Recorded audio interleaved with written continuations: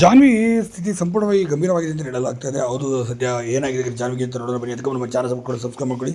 ಹೌದು, ಇನ್ನೊಂದು ಕಡೆ ಜಾನ್ವಿ ಮತ್ತು ಅಶ್ವಿನಿ ಗೌಡ ಅವರ ವಿಚಾರವಾಗಿ ತುಂಬ ದೊಡ್ಡ ಮಟ್ಟಿಗೆ ಇದು ನಡೀತಾ ಇದೆ. ಇನ್ನು ಈ ಸಂದರ್ಭದಲ್ಲಿ ಜಾನ್ವಿ ವಿಚಾರವಾಗಿ ಒಂದು ದೊಡ್ಡ ಟ್ವಿಸ್ಟ್ ಈಗ ಸಿಕ್ಕಿದೆ ಅಂತ ಹೇಳ್ಬೋದು. ಒಂದು ದೊಡ್ಡ ಮಟ್ಟಿಗೆ ಬ್ರೇಕ್ ಕೂಡ ಸಿಕ್ಕಿದೆ. ಅದೇನಪ್ಪ ಅಂತಂದರೆ ಫ್ರೆಂಡ್ಶಿಪ್ ವಿಚಾರದ ಶುರುವಾದಂಥ ಜಗಳ ಕೈ ಮಿಲಾಸಂತಕ್ಕೆ ಹೋಗಿ ಟಾಸ್ಕ್ನ ಒಂದು ನೆಪ ಇಟ್ಕೊಂಡು ಜಾನ್ವಿಗೆ ಹಿಗ್ಗಾಮುಗ್ಗ ಬಾರಿಸಿದ್ದಾರೆ ಅಶ್ವಿನಿ ಗೌಡ ಅವರು. ಹೌದು, ಅಶ್ವಿನಿ ಗೌಡ ಕೊಟ್ಟಂಥ ಹೊಡೆತಕ್ಕೆ ಮತ್ತು ಆಕೆ ಮೈ ಮೇಲೆ ಕೂತ್ಕೊಂಡು ಕೊಟ್ಟಂಥ ಹಿಂಸೆಗೆ ಉಸಿರು ಗಟ್ಟಿ ಅಲ್ಲೇ ಪ್ರಜ್ಞೆ ತಪ್ಪಿ ಬಿದ್ದುಬಿಟ್ಟಿದ್ದಾಳೆ.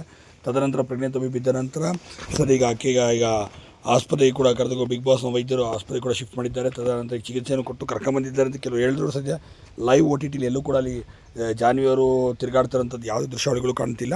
ಇವೆಲ್ಲ ನೋಡಿದ್ರೆ ಜಾನ್ವಿಯವರು ವಾಪಸ್ ಬರ್ತಾರೆ ಅನ್ನೋದು ಕೂಡ ಡೌಟ್ ಆಗಿದೆ. ಯಾಕೆಂದರೆ ಮೈ ಮೇಲೆಲ್ಲ ಬಿದ್ದು ಸಿಕ್ಕಾಪಟ್ಟೆ ಉಸಿರಾಟಕ್ಕೆಲ್ಲ ತೊಂದರೆ ಆಗ್ಬಿಡ್ತಂತೆ. ಉಸಿರಾಡೋಕ್ಕೂ ಕೂಡ ಆಗದಿಲ್ಲ ಪ್ರಜ್ಞಾಹೀನ ಸ್ಥಿತಿಗೆ ಬಿಡ್ತಾರೆ. ಟಾಸ್ಕ್ನ ಒಂದು ವಿಚಾರ ಇಟ್ಕೊಂಡು ಅಶ್ವಿನಿ ಗೌಡ ಅವರು ಫ್ರೆಂಡ್ಶಿಪ್ಪಲ್ಲಿ ಮೋಸ ಮಾಡಿದೆ ಅನ್ನೋದನ್ನ ಒಂದು ಸೇಡಿನ ರೀತಿಯಲ್ಲಿ ತೀರಿಸ್ಕೊಬಿಟ್ರ ಅಂತ ಕೂಡ ಈಗ ಮಾತನಾಡ್ತಿದ್ದಾರೆ. ಕಾದು ನೋಡಬೇಕಿದೆ ಮುಂದೆ ಹೇಗೆ ತಿರುಗುತ್ತೆ ಎಂಬುದನ್ನು. ನೀವೇನಂತ ಹೇಳಿದ್ರೆ